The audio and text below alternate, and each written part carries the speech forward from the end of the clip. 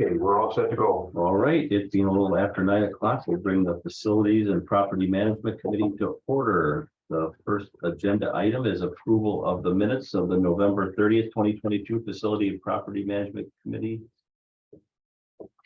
So move. Second. Okay, the motion's been made and seconded. Any discussion? All those in favor say aye. Aye. Motion carries. All right, moving on to correspondence shared by committee members. Anybody have anything? I've got something, I got this from Supervisor Norton this morning. Said if you could ask Mike Elder at your committee meeting today, if blue lights for the month of May for the National Autism Awareness Month could substitute or use like green lights for the vets in November. So I'm asking for Supervisor Norton to text me that. We would have to purchase blue lights, and then it would have to be authorized by county board and administration. So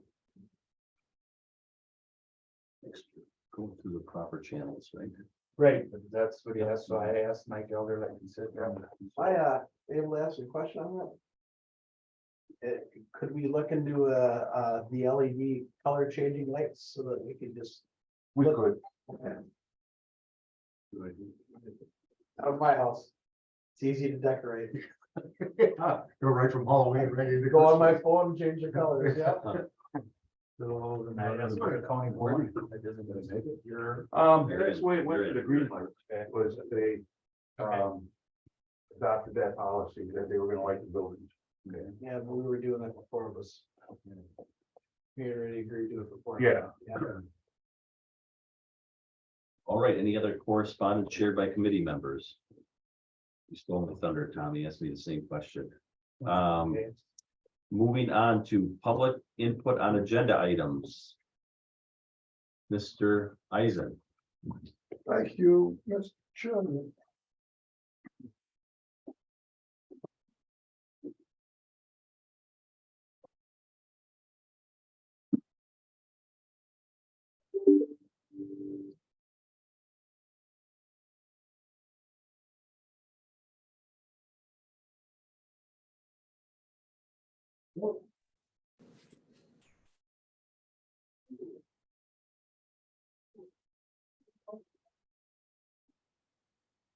Supervisor Paul Eisen, District 4, 1807 Brighton Beach Road, Fox Crossing.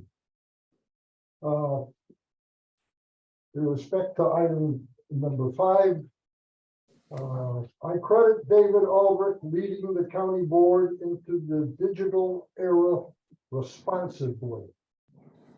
From 2013 to 2014, our information system committee was focused on the county board becoming paperless by 2015.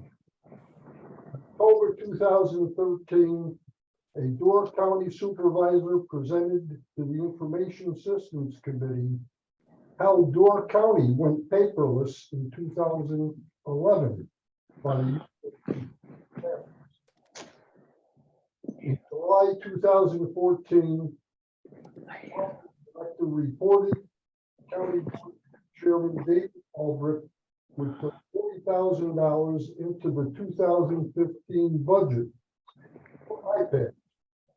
In October 2014, the adopted 2015 Winnebago County budget was $36,000 allocated for small equipment, iPads. On February 10th, 2015, the concept and rules were presented to the county board in a special orders meeting. February 10th, 2015, at 22 minutes and 33 seconds.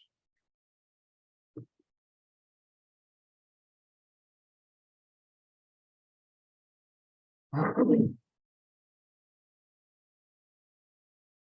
there any additions or corrections on either one of those meetings? All in favor signify by saying aye. Oppose, carried. County executives report. Uh-oh. Didn't get to it. You gotta get it. 42. Supervisor Norton. The information systems, does anybody have any questions for it? We have the brainstorms of that outfit here. Supervisor Norton. Thank you, Mr. Chairman. Couple questions. First question, am I to presume that next month will be, Questions from the board members consumed 45 minutes. On July 2015, I received my iPad, and all is history from there on. If I had the time, I could relate a story to you about each and every achievement I have cited in the resolution. Has that been distributed to the committee members? They all have a copy of the resolution? No, the resolution. We don't have the resolution. We don't have the copy? Well, we had it for the budget, but we don't have it now.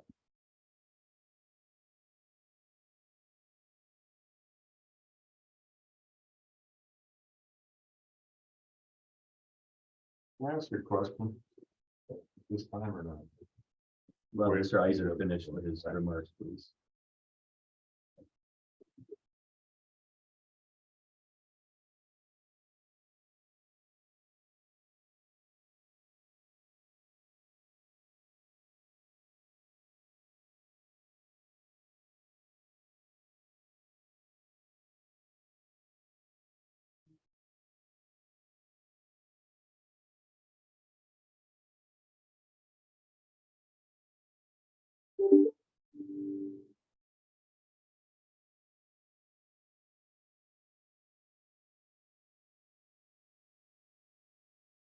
These are two copies. We can distribute those. If there's anything else extra in there. Did I have my statement? And this was in our packet last night. Yes. Yes. It's the same resolution we had in our packet last night. Yeah, I didn't.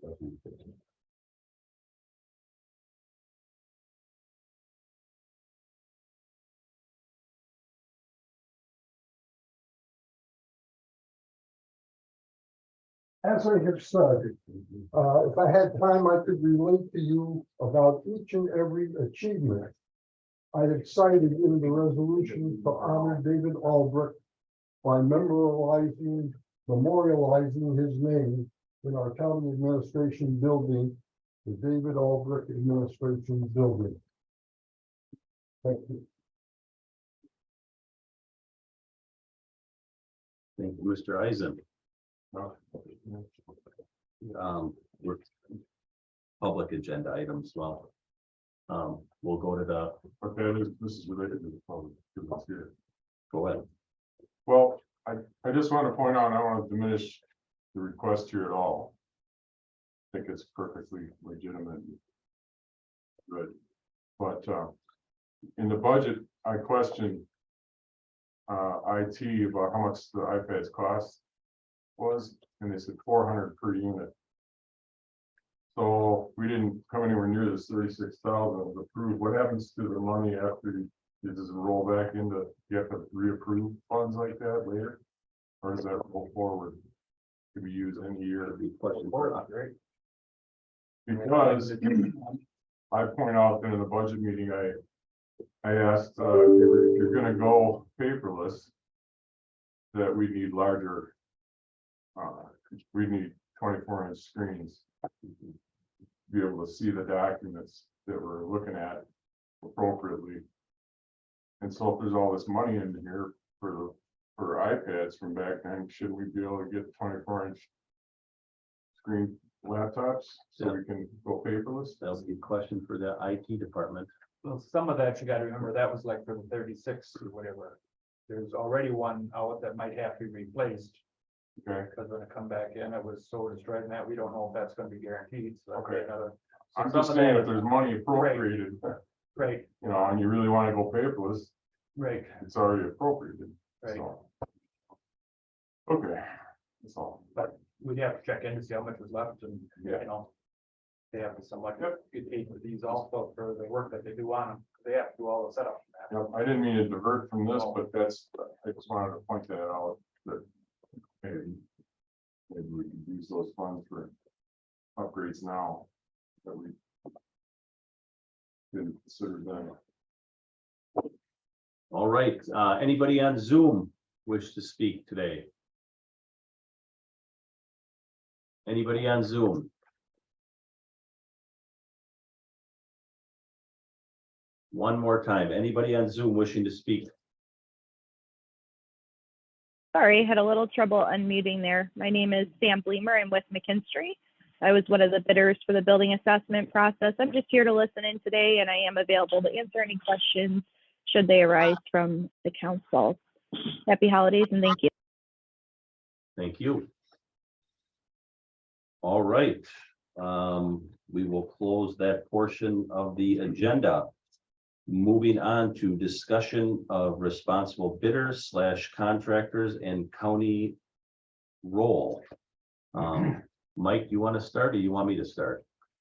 I'll let you start. You wanted it on the agenda. Okay, well, as we mentioned last month, as long as Tom's been on this committee and we seem to have the same conversation over and over and over again about contractors that come into our county and do work and do shoddy work, and Mike brings it to our attention, you know, at least a couple times a year that it is what it is, and he's got to use the low bid, and that's just the way it is. And so I asked Mike to do some digging on this, and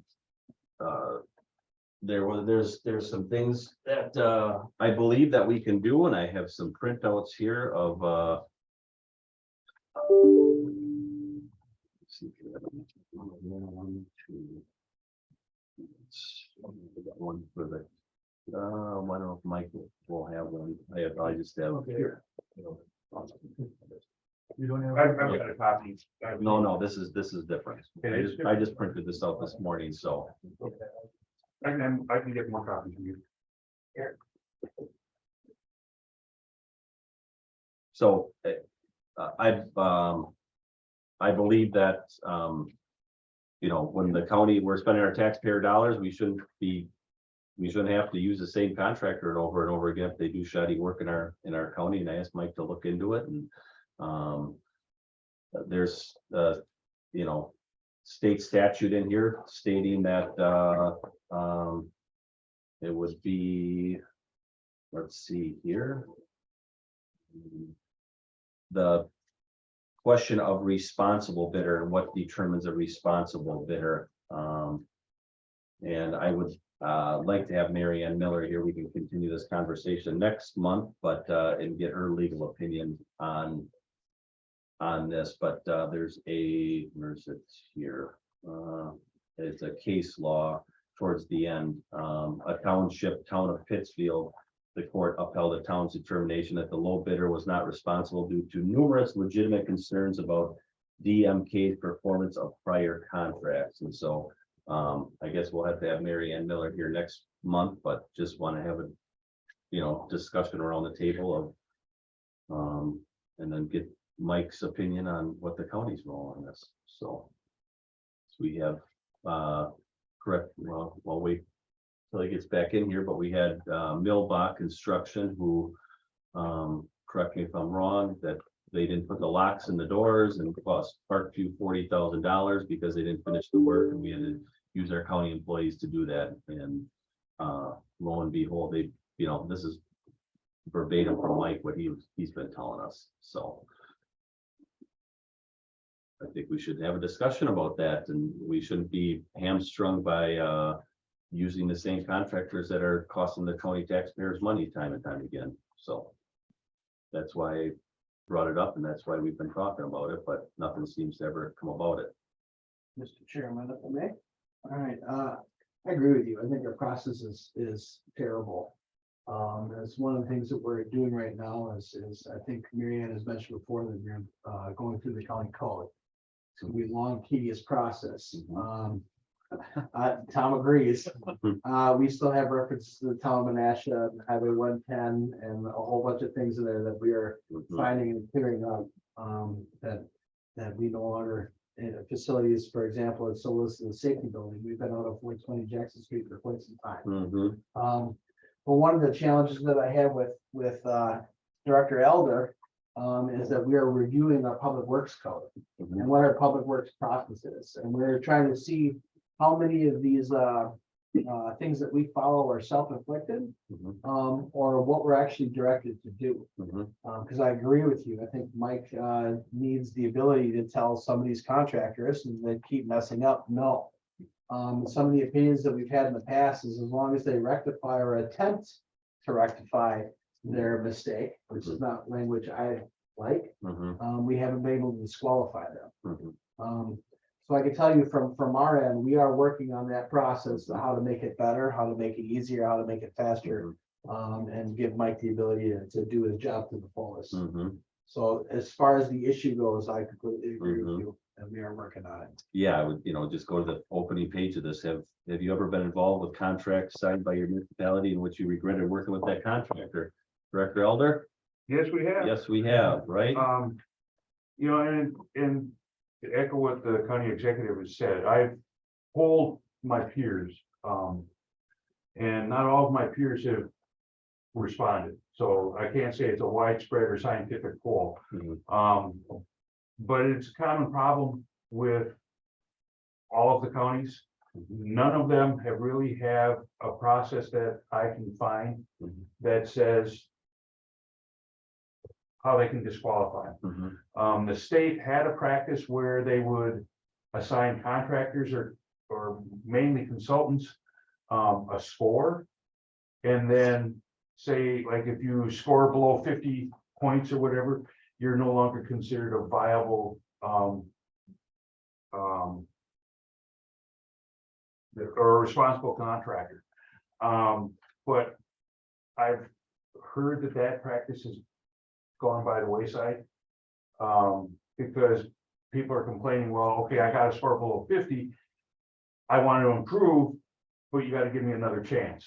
So it's the problem that I have just found is how we can define what a responsible contractor is. And then we have to have a manner of, if somebody gets disqualified, allowing them to appeal, and then allowing them to show that they have redeemed themselves. It's a common problem with everybody. And once again, I'm going to say Winnebago County seems to be on the cutting edge. We're looking at trying to do something to improve the quality of our contractor services. And everything that I can see is, yeah, everybody says we need to be able to do this, but there isn't a way that we can get past the definition of a responsible bidder, how they can appeal and how they can get back onto our bidders list. I do have a survey sheet now that we're going to start implementing, where we keep track of our projects, so that we have some kind of a paperwork trail to say, no, we don't want to do business with you. And we can point back to 3 or 4 projects saying, this is this shoddy workmanship.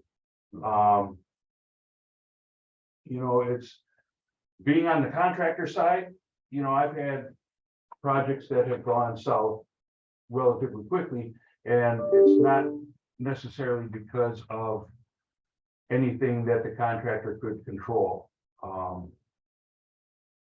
So it's trying to come up with something that's not going to land us into court and then delay a project any length of time, because contractors can get an injunction that will stop us from working on a project until their complaint is resolved if it gets into the courts.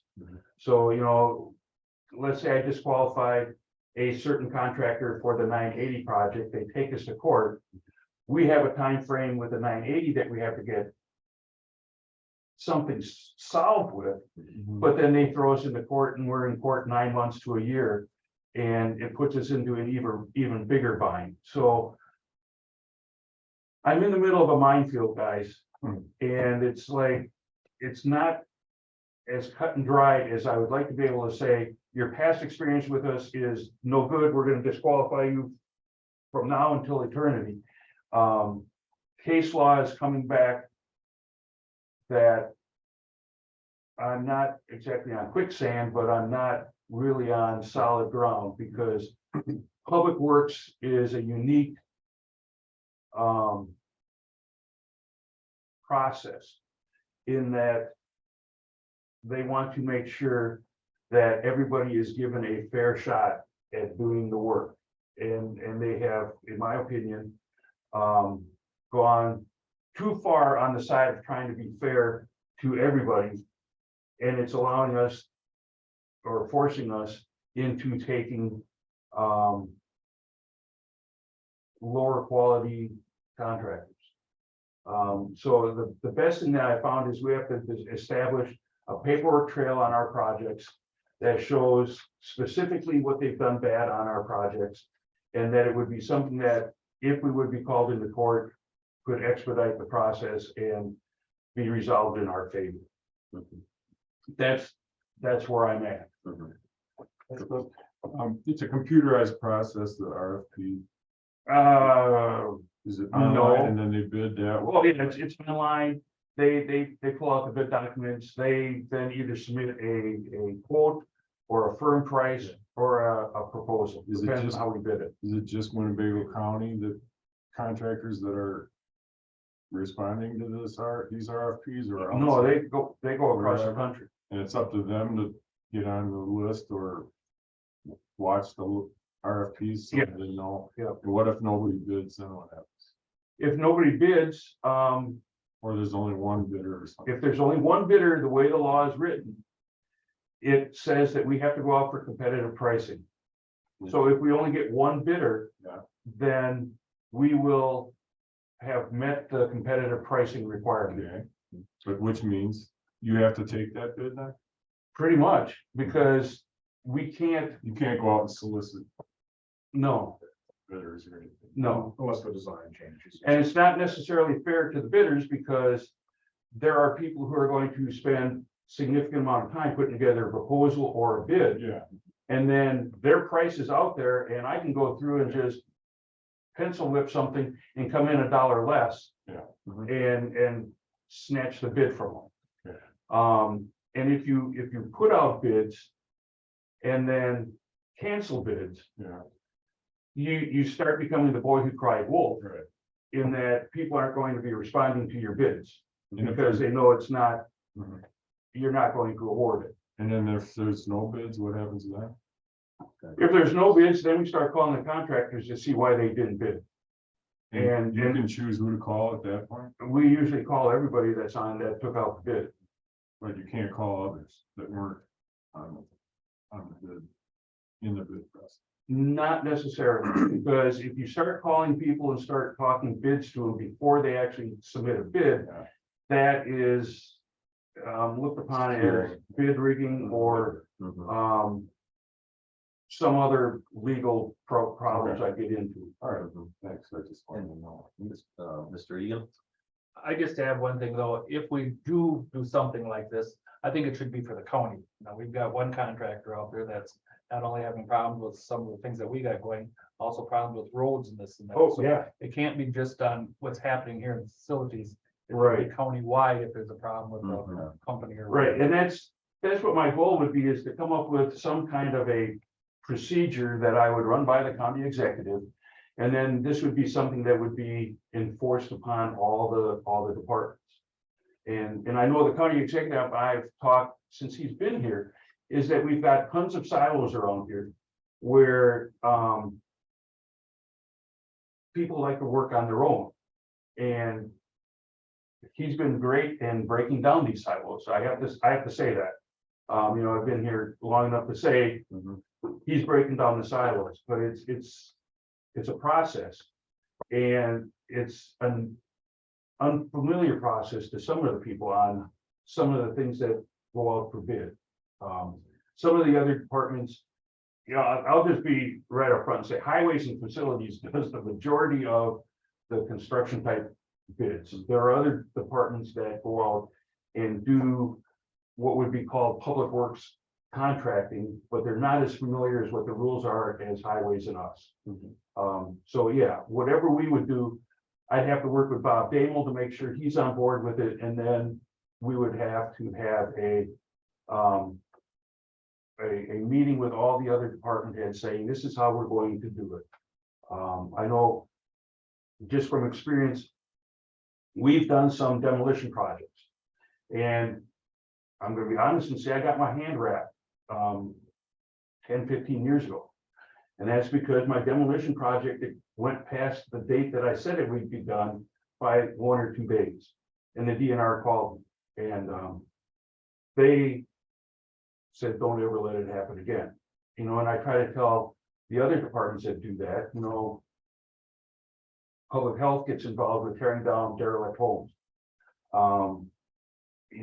Airports torn down some things. Parks has torn down some things. So I've tried to expose them to my experiences, and it goes back, and this goes back the years. It goes back to the silos.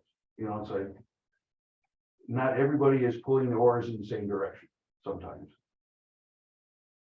So are you always required to take the lowest bidder? By state statute, yes.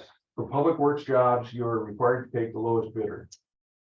So that means you might get a crappy contractor every time. It does. Correct. And if you look through here, this is, I'm getting to a bigger point here where we have to track this stuff. And Mike, why don't you tell Supervisor Robinson and Swan what we had happen at Parkview and money that cost the taxpayers with a contractor that didn't fulfill their duties. Well, it actually didn't. I don't know if we're thinking about the same one. We had a problem with EPIS out at Parkview. It wasn't done right.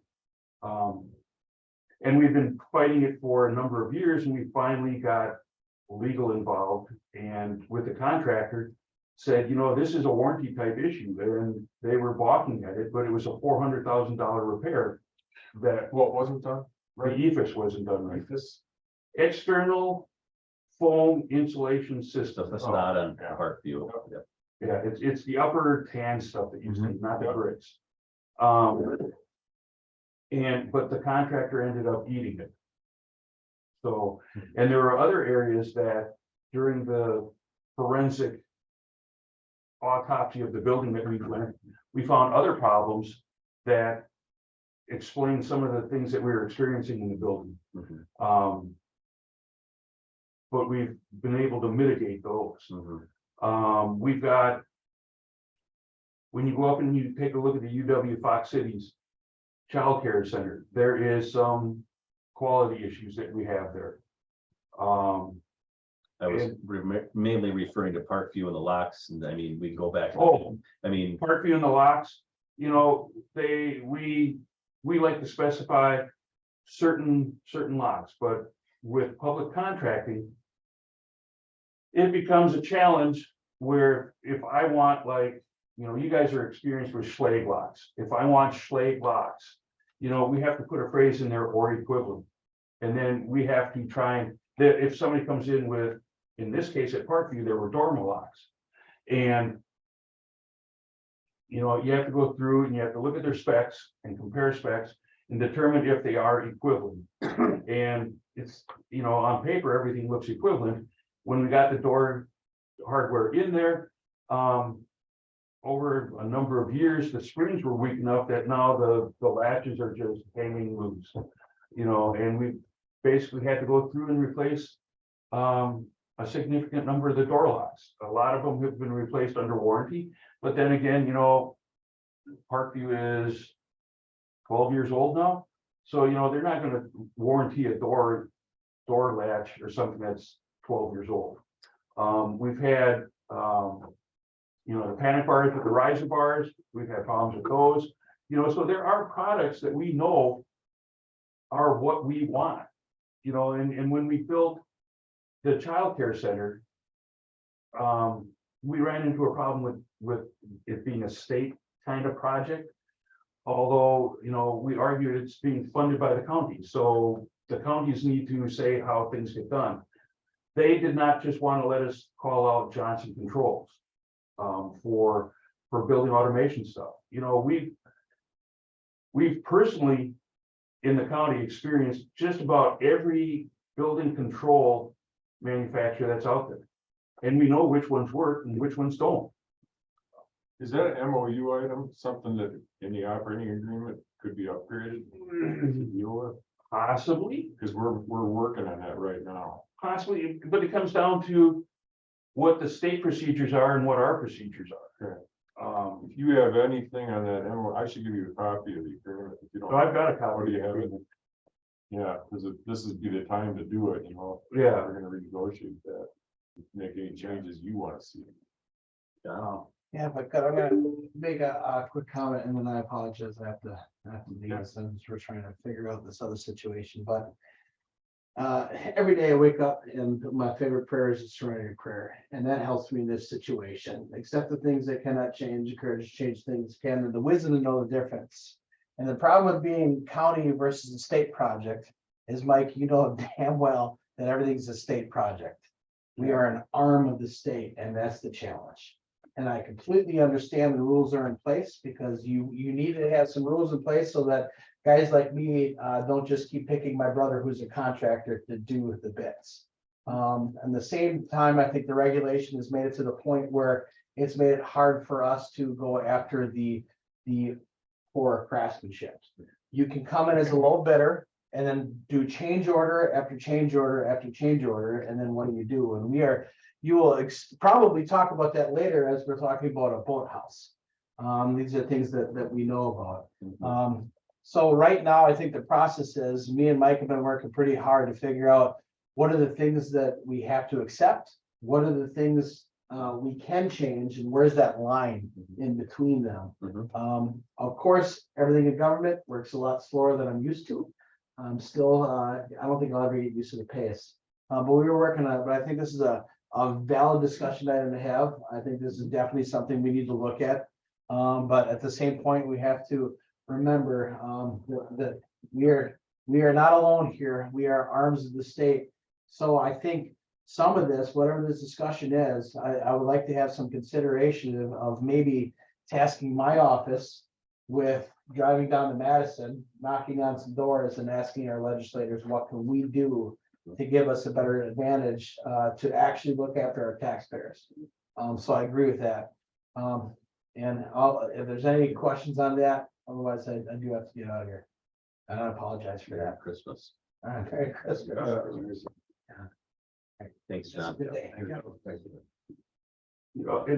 I'll take back the floor, and I can go on about this for hours and just like speak about the frustrations and things. I've been doing this. I don't want to admit it, 35 years. And you start learning which contractors you don't want to see show up at the pre-bid walkthroughs.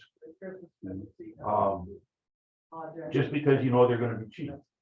And then they're going to just Butcher.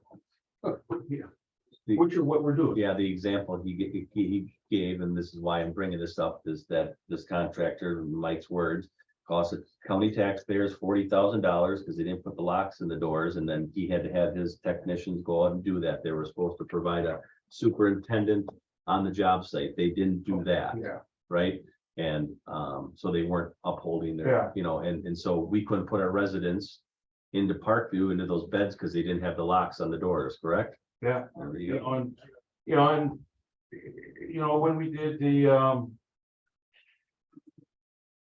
change out some doors, they were supposed to be having contaminations up. But barriers, containment barriers around the work. And it's like, we go out there and we check and it's like blowing in the breeze, so we end up having to put it all back together. and call them up and say, you gotta do this, and they just. They just keep doing what they're doing. And like I said, you know, I can tell you which, and unfortunately, some of the contractors are big. Mhm. And they, because they're big, they have Lawyers. unfair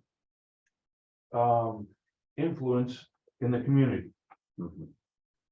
And it's, and they can afford the big time lawyers. Mhm. So it's, like I said, I'm in the middle of a minefield, and it's a challenge sometimes to get these projects done. Mhm. And I should just state, this is from the League of Municipalities website. This is their PowerPoint that was given, the League of Municipalities, towns and villages, that kind of stuff. So, Yeah. So right now, my problem is getting the definition and a legally supportable definition of a responsible bidder. mhm. And once I can nail that down, well, not totally firm, but at least put a couple nails into it, that we can justify if we go to court. And because we did have a project, we had a roofing project that it was challenged. We did not go with the lowest bidder, and it got challenged, and they started going through the whole appeal process. And we just said, you know, there was a discrepancy in bidding, which there was. And we canceled the bid and put it back out for bid. The person who complained then doubled his price. And just said, I'll never bid for you again. You know, so those are the challenges that we get there too. So was he a responsible bidder or was? He was a responsible bidder at the front, but he did not comply with everything in the bid specs. So he took a cheaper way of doing his bid response. The second lowest bidder followed everything to a T, provided all the information at the time of bid that he was supposed to. And said it's unfair for this guy not to have this stuff done because it cost me money in doing my proposal. Mhm. And he didn't. So, you know, it's like, if I sided with the second lowest bidder, the lowest bidder complained. If I went with the lowest bidder, the second lowest bidder complains. Yeah.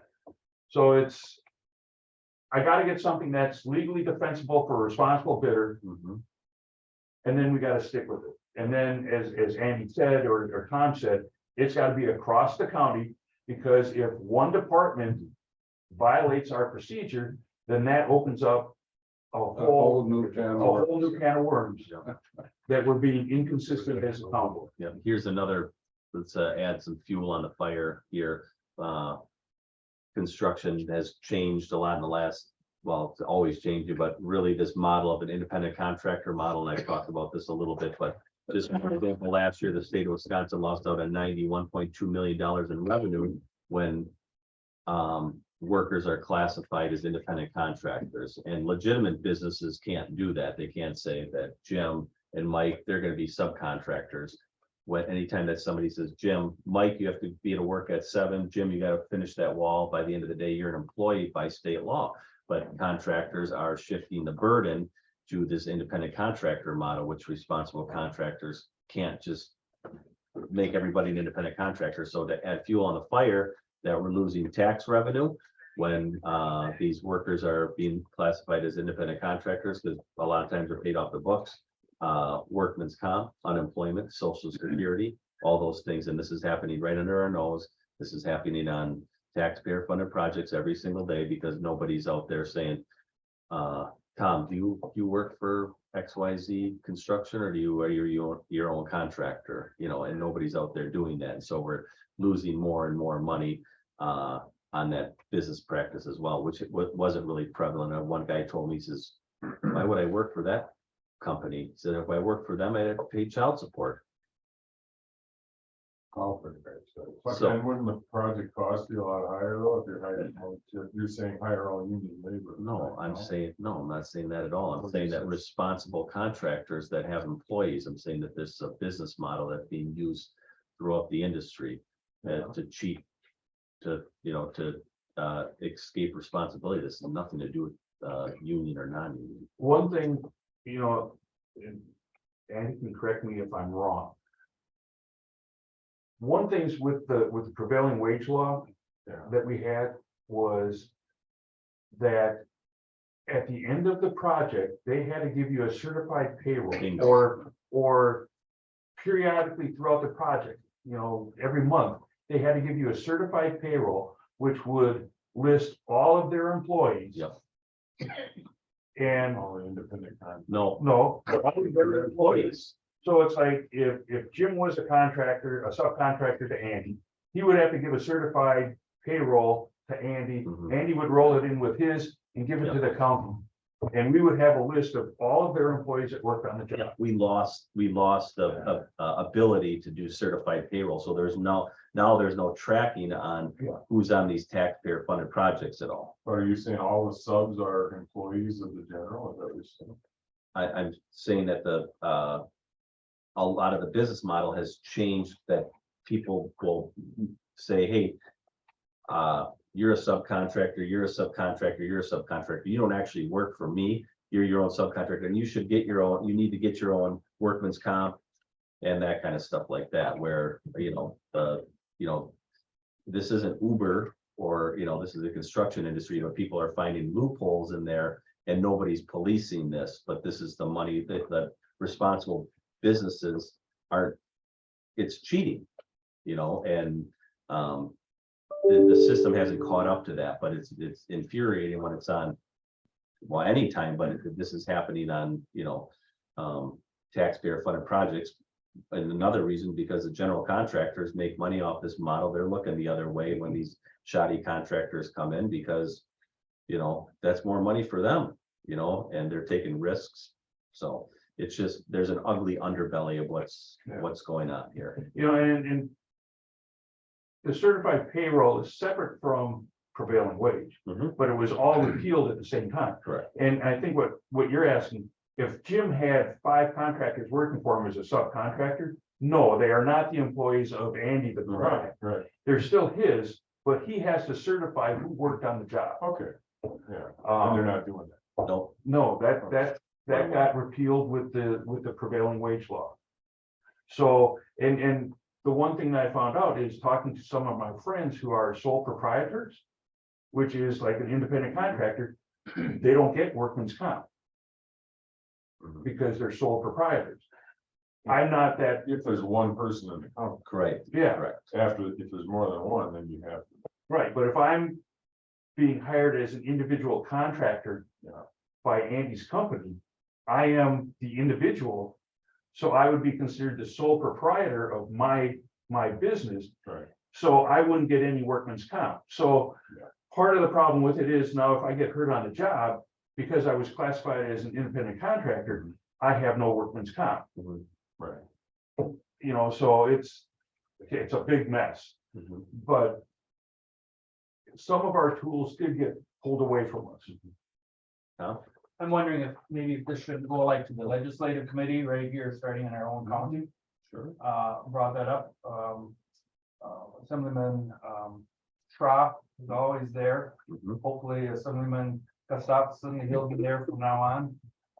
So we got some right there in our own county that can at least check into this and get it started, and then like county executive said, well, maybe go from there, then go down to Madison, but Mhm. see where it goes from there, and maybe we'll have some new people show up now that with the election and that, so I don't know if you would have that morning off or. For the legislative on the Right. night. No, it's the last Monday of the month, I think it is. In January it'll be, That's Monday. I think it is. Fourth Monday. Okay, well, maybe that's something we can work on getting on that agenda. Right, that way you talk to, Supervisor Poverty about that, he's chairman of that. Okay. Like I said, this is something that, as long as I've been on this committee, right, this has been something that we just Mike keeps bringing this up. It's like Groundhog Day, like, oh, man, we're having this You keep problem, repeating it. yeah. And, right, Tom, you've been on since what, 2016? Right, Yeah, I'm sure Supervisor Eisen heard this several times also. Mhm. All right, anybody else on this issue? All right, thank you, and good discussion. Moving on to discussion and approval of naming the Winnebago County Administration Building to the David Albrecht Administration Building. Motion. Make a motion, is there a second? Second, okay. Just any discussion? Got some discussion. I think, well, David is well deserved of this. But what happened is when Supervisor Eisen brought this in, as I said last night, that it just happened that we were going through some papers and that, and we found a spot back in April of 2014, I think it was, that it was supposed to be Committee of Jurisdiction was supposed to remain, well, that's facilities. Mhm. But now, we didn't do that on the airport, and that individuals were bringing that in, so nothing against Supervisor Eisen, I think he did the right thing and the right state and all this and that. But these are things that we're gonna have to be watching for, and hopefully, as we're reading these code of ethics, which is 900 and some pages, I will tell you all. That it's in 27 departments, some of these things come out in that, and, we're just gonna kind of have to watch this, and there again, I think we're gonna have to watch on what we're going to just name, okay, when Mike retires, are we gonna name this building the Mike Elder Building, or, you know? We're gonna have to make sure, we're going to make sure what we name buildings for and all this and that, and I think what Supervisor Eisen brought up about David Albrecht, I think was well deserved, and I think there was many more he could add on and on and on. I'm sure he could play us all day long on things that him and Supervisor Albrecht's been through, so. So I just think that going beyond this, maybe we're gonna have to study this a little bit more and make sure that we know that it's just not throwing a name out there and getting approved and not having. Some guidelines or policy. It's, the airport terminal, and that was brought up. I'm sure there was hard feelings when that didn't happen, but there again, it was up to the board, Mhm. Okay, so. So you're saying it's gotta go through this other board first? No, it does go to our whole board now, Okay, but Supervisor Eisen brought this in by himself, and we just happened to be going through these things, well, back in April of 2014, I think it was. I thought it was my brother, but it wasn't my brother, it was two other people, had brought it in to go ahead and say that it had to go through the Committee of Jurisdiction, which this would be the facilities. Because they're in charge of the buildings and that. And so that's good thing that it was left on here, because when he got a hold of Supervisor Buck, good thing that they put it on here, because otherwise we would have been waiting for another month or so to get this through if we wanted to go. So, and like I said, I'm totally all full support of this, but I just think that maybe we should do some more studying to make sure, how exactly, if there's any credentials or whatever that's gotta follow, or any, anything that has to be done in order to have a building named after you. legally? Well, no, not legally, but just, okay, now, like he brought up for the, iPads and this and that, you know. Is that enough reason for this gentleman to go ahead and have a building named after him, or is there a lot more? Like I said, I know he could name a whole bunch more, but that's just one that he brought, because that was kind of the turn of the whole board right there, going from, they could go paperless to our iPads, and he brought that forward, so, that was one of the many things that David had. He had been county board chairman for years before that, and so I just, not, how would I say it? Not legally, because legally is just going through here, but reasons to have them nominated for this building or whatever, credentials or whatever. So criteria, thank you, that's the word I'm looking for, criteria. To have this person, whether it be him or her or whatever, because now we do have some other ones, and then the last one would have been the dog park, Jerry Finch. Now that didn't pass by very much, and he worked on that for years. So, so there's been other things that's been named after Ken Robo. He had been with the landfill and that out there for a long time, so they got the park for him and that out there now. And so there's been things, but why? Why is there, you know, policy manual. policies, whatever you want to call it? So, but I will definitely support this. Tom, did you have something? No. Okay, any other discussion? All right, a motion's been made and seconded. All those in favor say aye. Aye. All right, thank you. That is approved 5-0. moving on to agenda item number 6, discussion of building assessment study. Mike, what do you have? We have got, I think I told you, we got 11 responses. They range from about $180,000 to over $400,000. Right now, I've read them all. The county executive and his team are looking at them. And we are in the process of trying to winnow down something that we can end up having a selection committee take a look at and make a recommendation for award. And I don't have a time frame on that. With the holidays coming up this weekend and next, it's probably gonna be early January that the county executive will come up with how he wants to make the selection. It won't be a single person making this decision. So we talked last month, I mean, I don't want to speak for everybody on this committee, but I think, we discussed that, this committee would like to be involved in that process, correct? Me if I'm wrong, gentlemen? His intent is to have this committee involved in some manner. Okay. So it's being looked at right now. I'm pretty sure it's, the county executive, Mike Collard's looking at it. I've looked at it. I've given them my bullet points on what I saw. I know they can legally do that, but I mean, that just, you can take that back to some bidder comes in and you can't make that decision, it has to go to the low bidder. And now in this. This one's a proposal. In this, for instance, then you could say, hey, one person can make that decision and they can legally do that. Well, Yeah. I mean, to me, that opens up the door for some tomfoolery. Right, and so I think the more eyes on this, and like you got done saying that, somebody comes in here and gives a nice presentation with all the bells and whistles, everybody's like, wow, that was a great presentation. Well, like you said, it doesn't mean that they're gonna do the best work possible, and so I think it should be up for, debate. It's not a small amount of money that we're gonna be spending here. So Right. that's my 2 cents on And it. it does say building assessments, in which we are in charge of building. Yes, And you said this is a proposal also. Right. So, and when it's a bid, it falls under the bidding requirements of the state statutes, which is the lowest responsible bidder. When it's an RFP, we have more leeway in selecting who is ultimately awarded the work. So you can do quality-based bidding. There is a process that I'm not 100% in favor of. It's called the Brooks Act, where if it is a federal job, you get the proposals. Their fees are in a sealed envelope. You go through and you rate all the proposals and you pick the proposal that meets your needs the best. Yeah. And then you open up their envelope on what their cost is. And you can negotiate with that person.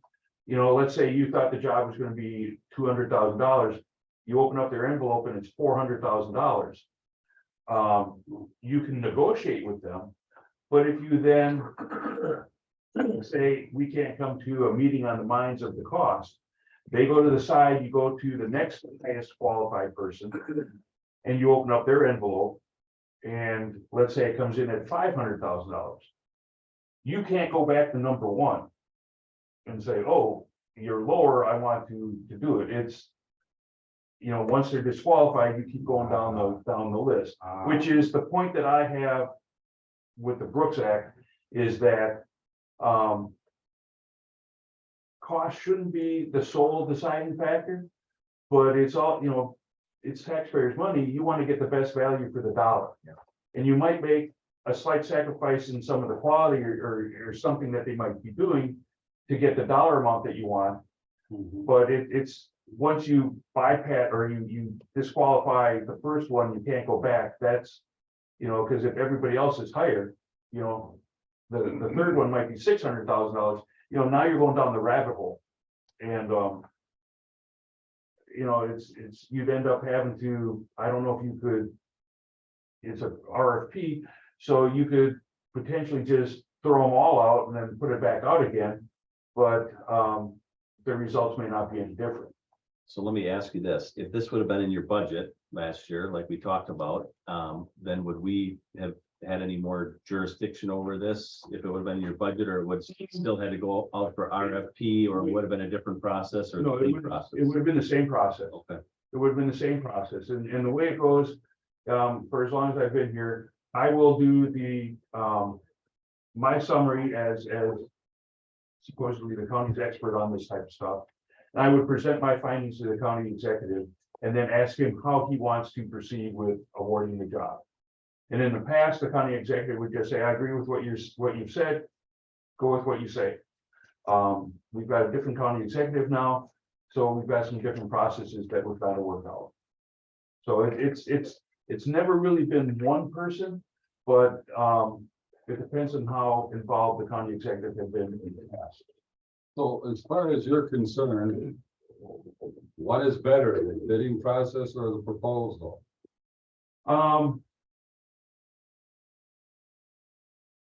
The bidding process for something that can be defined by having drawings is probably better. Because then you have something written down and the guy knows he's gonna be providing you X component. When you have a proposal like the building assessment, it's kind of hard to define. So that's what's better for the proposals, because I've never done a building assessment. And there are 11 companies that are much more skilled at this than I was. And they ask questions and they presented services that they can do that is beyond what I thought that they would be doing. So it's better to get a proposal in something that's not quite well defined. Or an open-ended kind of. Right. all right. Anybody else on the building assessment study? Hearing none, moving on to the discussion of Oshkosh Human Services elevator repair. What? The main elevator, the public elevator is broke. And we can't find anything to fix it. So we're in the process now of developing a bid package to go out and replace the controls on the elevator.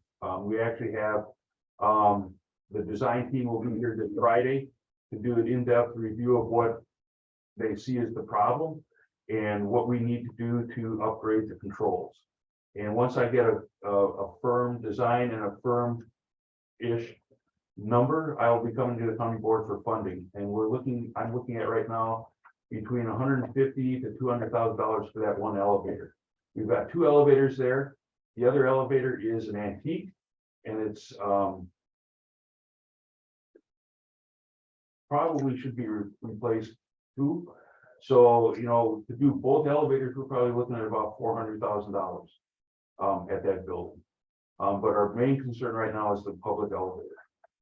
And Mike, didn't you have a concern also on to make this generic so anybody can? bid? Right. And So that, can you explain that a little bit? what ends up happening is in the past, the major elevator companies would develop their own controls. And the software and the parts were all held by them. So let's say if you installed an Otis or a Dover elevator, you would have to go to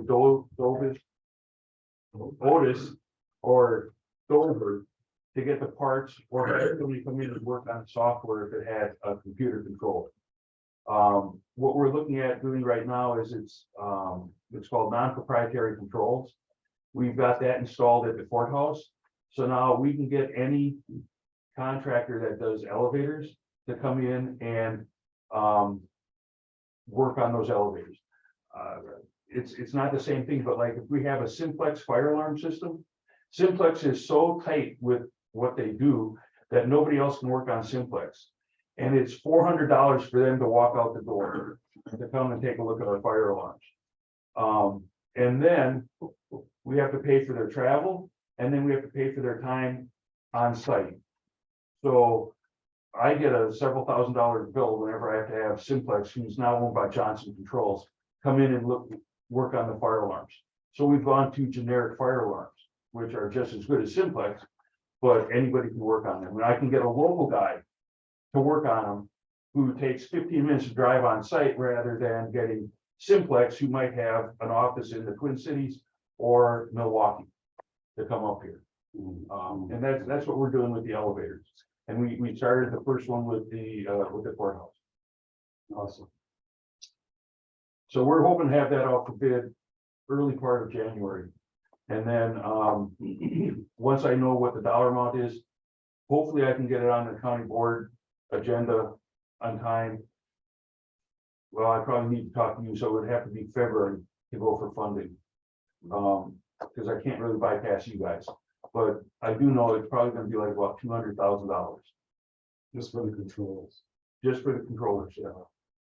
The other one just with controls too, the old one. The old one is not as computerized. And in dealing, in talking with several of the elevator companies with this problem, we've talked to like Schindler, we've talked to Kone is actually the people who are working on it. And Kone is a multinational elevator company. I think they're originally Japanese or South Korean. They bought out several US elevator companies. They're basically saying, once you get these elevators controls, you're probably looking at every 15 to 20 years at the most that you need to go out and replace these, simply because the software and the electronic components age faster and break down. And once they break down, you can't get the parts.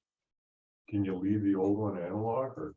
Do you have to? We can, we're gonna get a price for it. Yeah, And we're gonna have an elevator consultant who's not just an elevator repair company. Take a look at it and give us their opinion. And, if we can leave it analog, yes. you might have a longer life of, ahead of it. Well, courthouse went from 1938 to 2020, I think it was. So, about 80 years. Yeah. But then it's like this stuff, nobody can work on because they don't work on that kind of stuff anymore. That's the other problem we've got, is that the technicians we get now get trained for the new PLC type controls or computer software. And when it comes time for them to work on something mechanical or analog, they have no idea what it is. Unfortunately, a lot of the technicians you got now are plug and play. If something doesn't work, they take out a component and they plug a new one in, and that should fix the problem. Their critical thinking is not as broad as somebody of my generation would be working on it. If you got your meeting in ahead of time, and you wanted to get this on, maybe we could get it on the special orders meeting early part of February. Yeah. Yeah. All right, anybody else?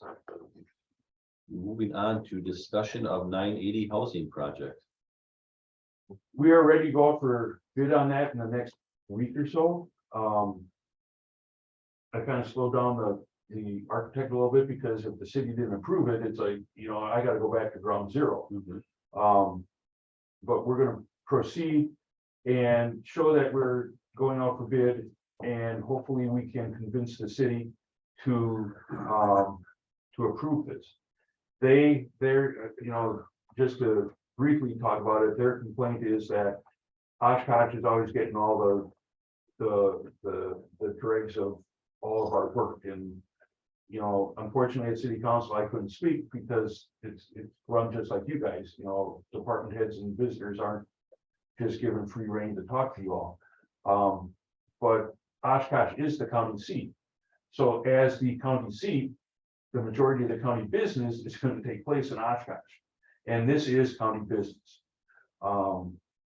We do have a map that we showed them, that there is really very little space available in the county that meets our needs. That and our spot is the only one that's readily available. All the others would require us to put in infrastructure or rezone it, or affect some citizens' home. So this is like the best place to put it. And we're going to go there. We do have an ace in the hole, which is called Act 67. The county got screwed by the 980 law. Well, Act 67 does the same thing to the municipalities. Because basically it says that if you meet the planning requirements and the planning commission approves it, city council or the council has to approve it unless they have some specific and real reasons to disapprove it. So like if somebody just says, well, we don't like it because Oshkosh gets all the 980s, that's not a valid reason. So Act 67 works in our favor for this. The plan commission passed it unanimously. We meet all the requirements. You know, we could just play hardball and go down to the city council and say, Act 67 says you gotta pass it. You don't have, unless you do, so like, if somebody says there'd be too much traffic, they have to do a traffic study and prove it.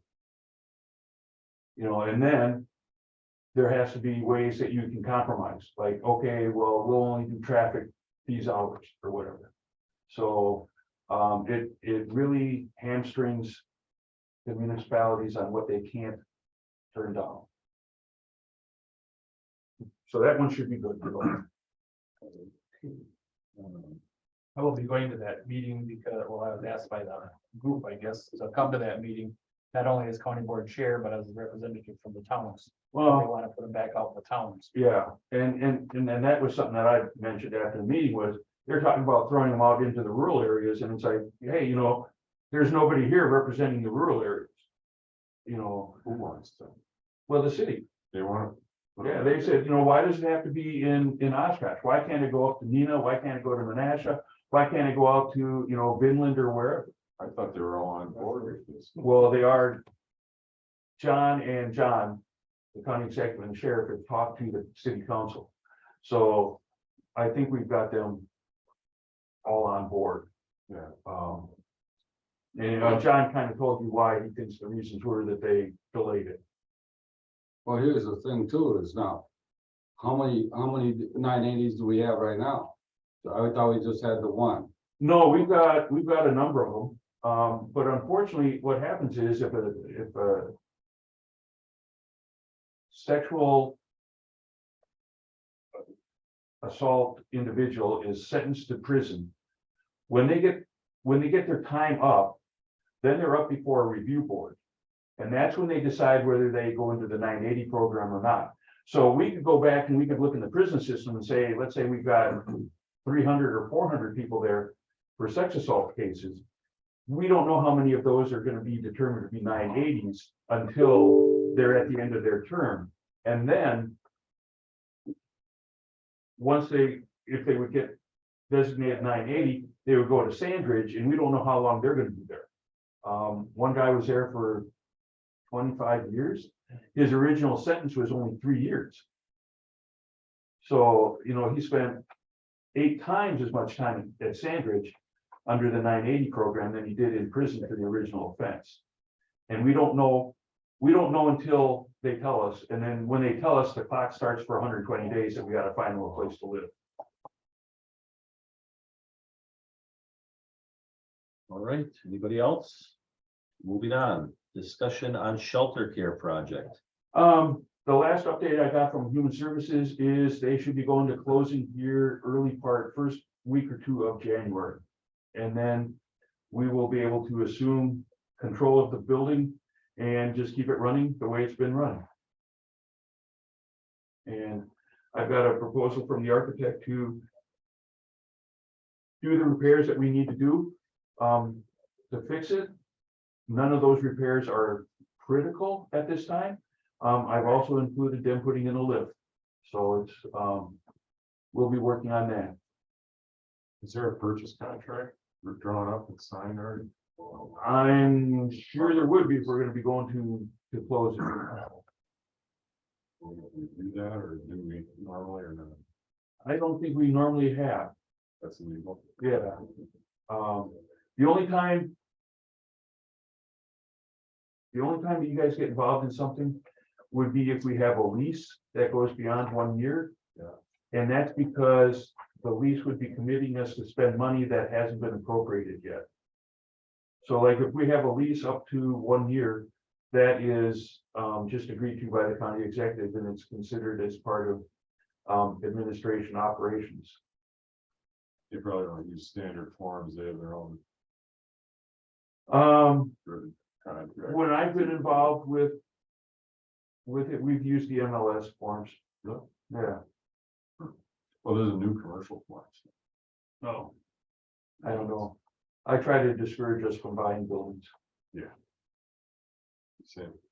Because we have enough. Because we have enough. I don't need more headaches. But you know, there had to be some kind of contract when we bought like Otter Street. But I Just curious. wasn't involved in that. All right, moving on to the discussion on boathouse project. We got the results of our soil samples back. And they are not considered hazardous where we have to do any kind of special considerations. And we have been asking a lab to give us documentation that it can be spread on a farm field. Right now, there would be no problem with us taking it up to Allegheny County. That's where the dirt would go. So it would just be disposed of there. They don't want it wet. So with the weather that we've got now, we can dredge it, put it on the side, let it freeze, take it up there, and it's solid. So, you know, it looks like that isn't as big of a problem as everybody was making it sound like. So once we can find out if we can just take it to the farm, then Radke's has that price in their bid already. If we gotta direct them up to Allegheny County, it might increase their cost of disposal a little bit more. But that hopefully should be covered in our contingency. So Radke's dredging now. No, not yet. Not yet. Well, when would they be doing that? Right now, I've got a commitment from the county executive and the sheriff is that they are not coming back to the county board for more money pay. So I have like $10,000 left in the project. Radke's has come forward and said, well, you really don't need the riprap, and we're not gonna do the sheet piling. So we've gotten it down to, if I keep my $10,000 contingency, I am $3,000 over budget. If it comes back to that, we can just take it up to Allegheny County, then my contingency will shrink down to $7,000, and we should have everything probably identified, and we probably wouldn't need to use, and then we would have enough money in the budget. But if Radke's come back and tells me it's gonna cost, you know, an additional $8,000 to dispose of it, I'm $1,000 over budget, and I can't tell them to go ahead, because I don't have the money to spend.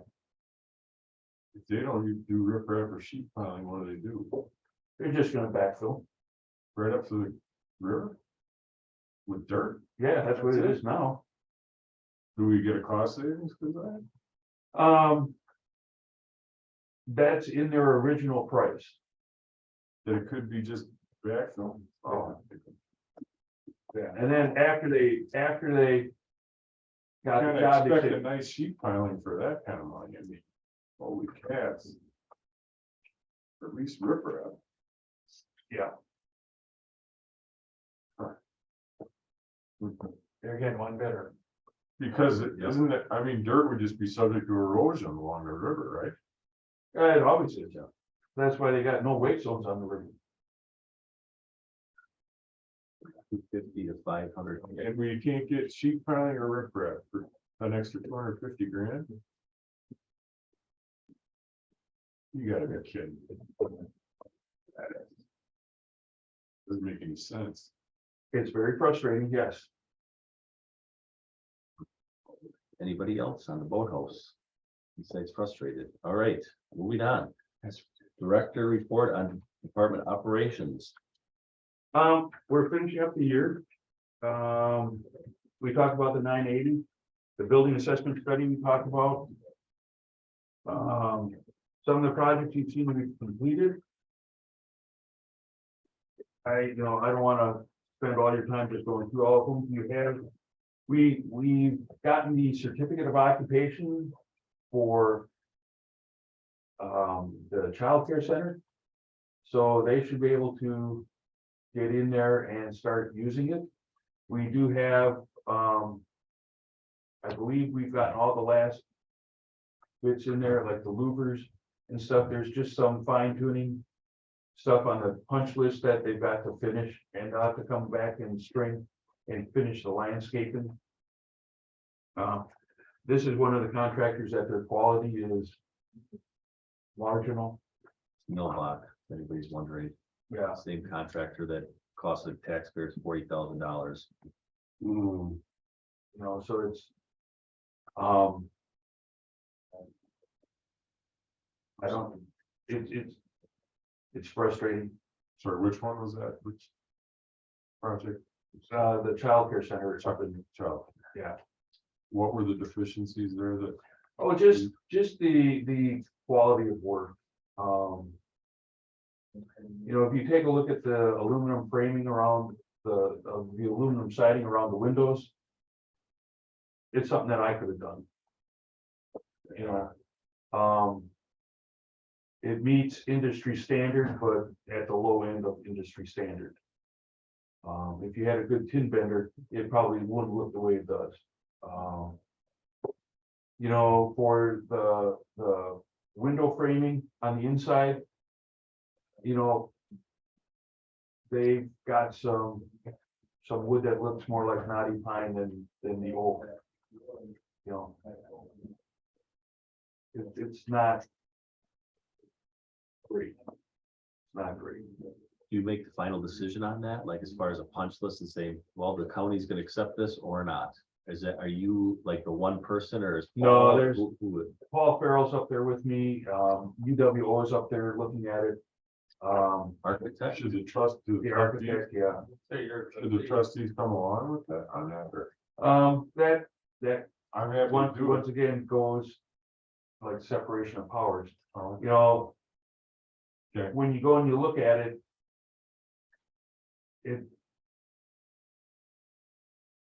they have wiggle room in the specs to allow the knot.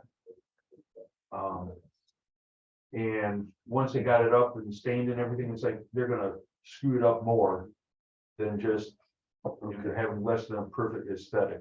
And in my opinion, Is it mitered trim? oh yeah, Are the miters good? Close? yeah.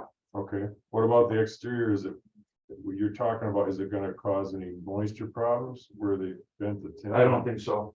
Okay. They'll caulk it, but it's like, if they'd have done it a little bit better, the caulk wouldn't be so much.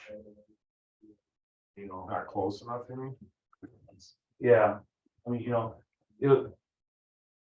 and if you look at it, there's just some things that, Too wide of gaps between the yeah, window and the side. what do they call it, pin canning, Oil canning. oil canning. So it's, you can tell that, maybe a master sheet guy didn't do it. It was, somebody under the tutelage of a master sheet metal guy. Maybe one of these independent contractors. Nobody asked, I'm telling you. I was waiting for you to say it. Nobody asked. Nobody says, hey, do you work for these guys or not? Nobody asked. They don't care until something goes wrong. I said, what happens when one of these guys falls down the elevator shafts and doesn't have workman's comp? Well, then what? Well, and there's, along the same line, I'm trying to find, I've heard where if we hire a contractor, they have a safety score for workman's compensation. Oh, moderating. That score can impact the county score. So I'm trying to find if there's a way that we can say people have to have a safety score of this or higher. Because if it adversely affects our workman's comp, That's more Then- taxpayer does, more taxpayer dollars we're gonna pay, Yeah. period. yeah. So, you know, this is like this is new ground to be plowed. Nobody I've talked to is talked about that, and it was just one article I read in a safety magazine that says it can affect our workman's comp. Whether it does or not, I haven't been able to find an answer to it, but if like, we need to have somebody with is it called a moderator? Mod rate is. A mod rate? Mod rate is your workman's comp rate, and if it's like under 1, then you pay X for workman's comp, but once it starts to get over 1, then you pay, you pay more. And then, Yeah. if you go X amount of years without an injury, then it starts coming down, and there's formulas that they use for that. Yeah. But, if you have injuries, if you don't train your people, you're gonna pay a higher mod rate, which makes you less competitive. And that's one way that I've seen that if we can get, if somebody has a high mod rate, that means that they're careless. And if they're careless with safety, they're careless with their workmanship. So that is more defensible for me to say, we will only accept contractors with a mod rate of this value or better. And then that could cut out some of the people that we have problems with quality. I don't know if it will or not, because I don't know if one accident will affect a contractor significantly with their mod rate. I worked at a shipyard and we had an equipment failure and an individual was killed. So we were known on the waterfront as being a very high quality shipyard. But if that one accident sent our mod rate way high or way low, however it goes, that would eliminate us from certain jobs. And that may not be a real indicator of it, but it might be one tool in our basket. So the USDA lease, I sent all the information to them about a month ago, and they're reviewing it. I need to send her a request for an upgrade to see what she wants to do. They wanted it all done by the end of the year. And it's like, I told her, we're not gonna do any kind of remodeling until we have a lease. So, we're going out for bid again on the branch 5 bench repairs. That came back. Nobody bid once or twice, I think. One time we had all the woodwork and it came back way high. We got rid of all the woodwork and just the benches and nobody bid it. So we'll see what happens this time. We're still working on the evidence garage. We've got that getting closer to going off for bid. Tell the judges they better get all the woodwork done before that study comes back, and maybe that's not a high priority list. Yeah, but that study, yeah, The building assessment study. yeah. So, is there any specific questions that you have about any of it? About the highway. The highway shop, Shop and office. we've got that. We came up, and we're getting the layout down better to what Bob and his people want. They came up with some changes yesterday, actually. We just had a meeting with them that we may have to change the layout. They took a look at it a little bit closer, and the trucks with the tow plows, we probably need more room for them than what they had originally estimated. So we've got that, and I know the county executive is asking us to look at other options out there also. About the office, so, when people go in and sit and meet and all this matter. I think we've got I think we've got that nailed down. And then hopefully we'll be able to go out for bid here real soon. Mike, Well, we gotta come back to you guys for funding. We got the design for it. And that's it. The budget's looking pretty good. It's looking pretty good because we've had a lot of vacancies this year. We do have all of our maintenance tech positions filled. We were filling up our custodial type jobs. But we just had somebody who's let us know that they are going to be relocating back to their hometown outside of Claire. So that gives us another vacancy. So we're working on it. I'm hoping that the compensation study gets done here pretty soon because we're having trouble filling our superintendent position. And it's coming down to, they see what kind of work we have to do and it's like not enough money. So, hopefully that'll get done and it'll be resolved. Or at least I can tell the guys this is what the position pays. Let's go ahead and rename the position, that's all you gotta do. That's what other branches are doing. Yeah. all right. Suggestions for items for the next meeting agenda. 4, 6, 7, 8, 9. 4, 6, 7, 8, 9, 10.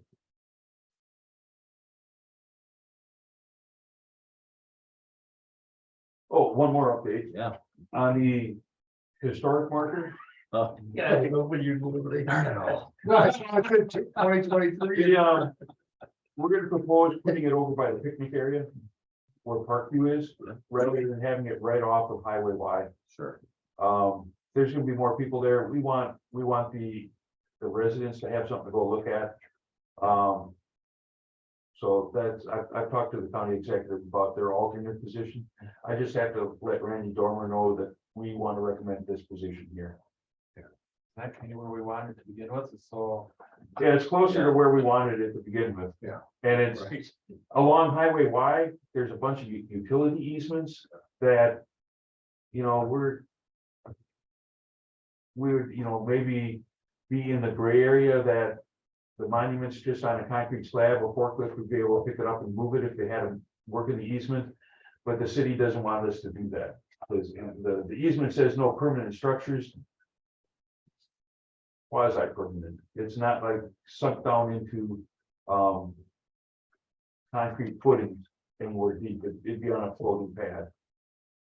So we'll get it out of there and we'll put it over towards Parkview so that the residents can see it a little bit better. Where's the picnic area? Is that south of the road coming in from? Yes, Okay. yes, So the north area where the barn was, that's just gonna still be open. that's just gonna be green space. But you could use the parking from the old barn location to go to the monument. There's actually some parking,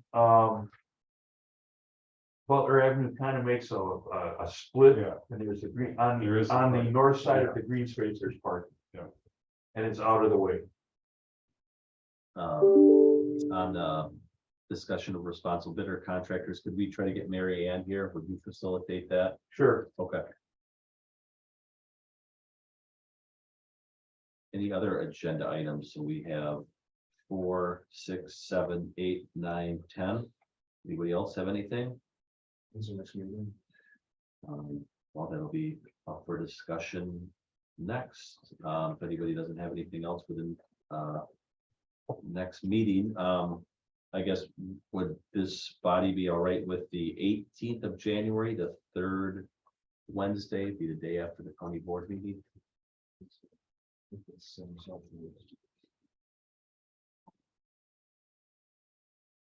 Yes, third. Okay. Is there no? I won't be there next month anyway, but. I'll say. Oh, you only meet in the fourth. Oh, you won't be here anyways? So the 18th would work? It would work, Okay. yes. We don't know, we normally meet the last week, right? Yeah, it would be the 25th would be the last. We were meeting the second Wednesday, but we wanted to move that to later into the month so we can get something on the agenda. I just have a conflict of interest on the 25th. So, Only thing, if you want to get it in, and then get a resolution made, we get something on the first, February there, the first meeting. The first one on. I can have all the legwork done. By January 18th? Did you say? Yeah. I'll be on second. is that all right with everybody here? I got it in my calendar, You have it now? January. January 18th, 9 AM right here. Same place, same time, 2023. 2023, 1/18/2023. All right, well, with that, I take a motion to adjourn. I'll take the motion to adjourn. Is there a second? Second. Motion's been made and seconded. All those in favor say aye. Aye. We're adjourned. I don't think I can. I guarantee you. You know the guy who's approving Yeah. it.